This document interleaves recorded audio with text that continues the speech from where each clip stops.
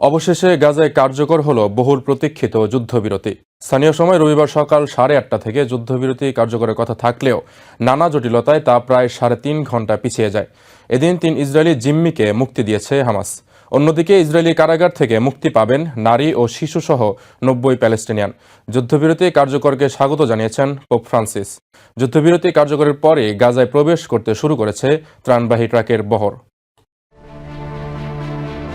অবশেষে 15 মাস 12 দিন পর গাজায় থামল হামাস ইসরায়েল সংঘাত। স্থানীয় সময় রোববার সকাল 11:15টার দিকে গাজায় যুদ্ধবিরতি কার্যকর হয়। এদিন সকাল 8:30টায় যুদ্ধবিরতি কার্যকরের কথা থাকলেও এর 1 ঘন্টা আগে তেল আভিভ অভিযোগ তোলে যে 3 জিম্মিকে মুক্তি দেওয়ার কথা তাদের তালিকা দেয়নি হামাস।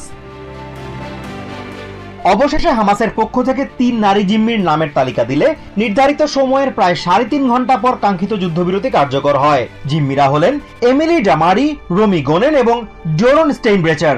এদের মধ্যে এমিলি ব্রিটিশ ইসরায়েলি, অন্যদিকে রোমিকে সুপারনোভা ফেস্টিভ্যাল থেকে অপহরণ করে হামাস। যুদ্ধবিরতি কার্যকর হওয়ার আগে এদিন ভোরেও গাজার বিভিন্ন জায়গায় ইসরায়েলি হামলায় অন্তত 19 জন নিহত হয়েছে বলে জানিয়েছে গাজা কর্তৃপক্ষ।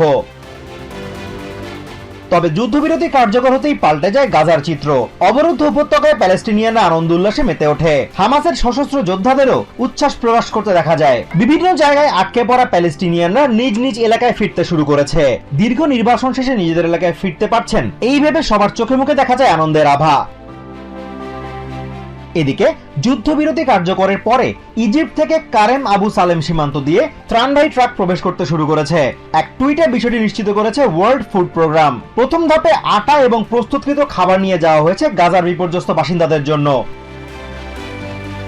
অন্যদিকে গাজায় যুদ্ধবিরতি কার্যকর হওয়াকে স্বাগত জানিয়েছেন পোপ ফ্রান্সিস। রবিবার ভ্যাটিকানে সাপ্তাহিক প্রার্থনা সভায় এই যুদ্ধবিরতির চুক্তি প্রক্রিয়া বাস্তবায়ন করতে যারা ভূমিকা রেখেছেন তাদের সবার প্রতি কৃতজ্ঞতা জানান তিনি। এই যুদ্ধবিরতিকে স্বাগত জানিয়েছে গাজা সীমান্তবর্তী এলাকার ইসরায়েলিরাও। তবে অনেকেই মনে করে হামাসকে নিশ্চিহ্ন করা জরুরি ছিল, তা না হলে সংকট আবারও ঘনীভূত হতে পারে বলে আশঙ্কা তাদের।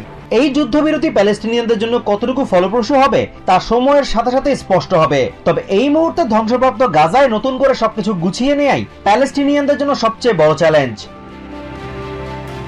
Azimur Rashid Kanak, TVN 24 news desk.